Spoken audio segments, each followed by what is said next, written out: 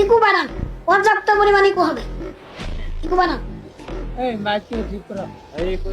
Mic টাস টাস করে কেন? মোটা করে দেন। ইকু হয় না। ইকু হবে না, আলোচনাও হবে না। ইকু হবে না, আলোচনাও হবে না। বক্তা শুরু থেকে কি হয়েছে? সুদূর বুদুর বক্তা মনে হচ্ছেন। মরিচ ছোট হলেও একদম বোম্বাই মরিচ। ঘড়িটা 200 টাকা দিয়ে গেছে। 200 টাকা দিয়ে, আচ্ছা ঘড়িটাকে এখন আপনার মনে প্রশ্ন হইতে পারে যে এত কম দাম কেন? না না সেটা না না না, আমি যেটা বলতেছি সেটা বুঝেন। আচ্ছা বলেন। আপনি বলতে পারেন যে ওদের কম দাম কেন, বা যারা ভিউয়ার্স আছে তারা বলতে পারে যে এত কম দাম কেন, মাহফিল করে টাকা পয়সা কামাই।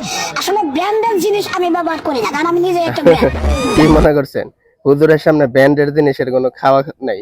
হুজুর নিজেই হয়েছে একটা ব্যান্ড। কি মনে করছেন এই যে বাংলাদেশের নবাব সাকিব কোনা হুজুর এই বাংলাদেশের নবাব হন্তে? প্রধান বক্তার আগমন।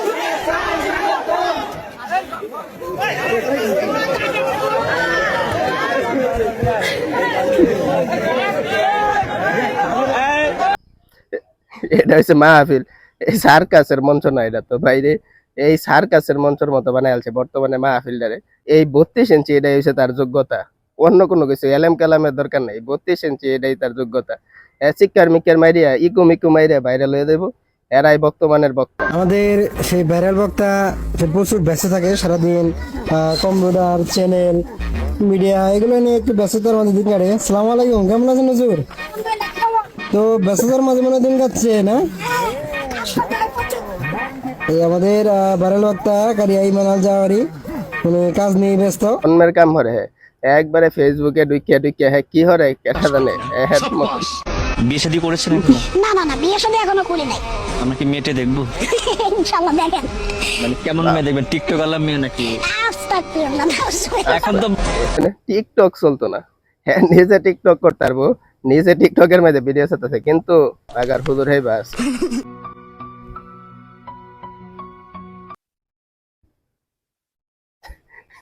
এরা কেউ থামানে, এরা চতুর্দিক দিয়ে অলরাউন্ডার। মাঝে মধ্যে দেখি ক্রিকেটও খেলে, ফুটবলও খেলে, হ্যাঁ সব পারে।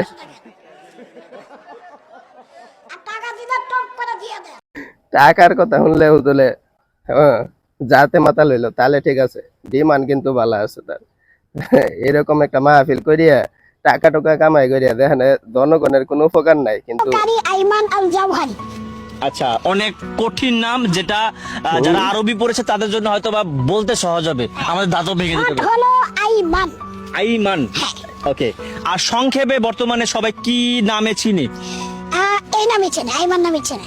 আপনার আরেকটা পরিচিতি আছে, আমি যতটুকু শুনলাম, সেটা হচ্ছে 32 ইঞ্চি বক্তা। হ্যাঁ, এই নামেই মনে করেন সারা বাংলাদেশের মানুষ চেনে।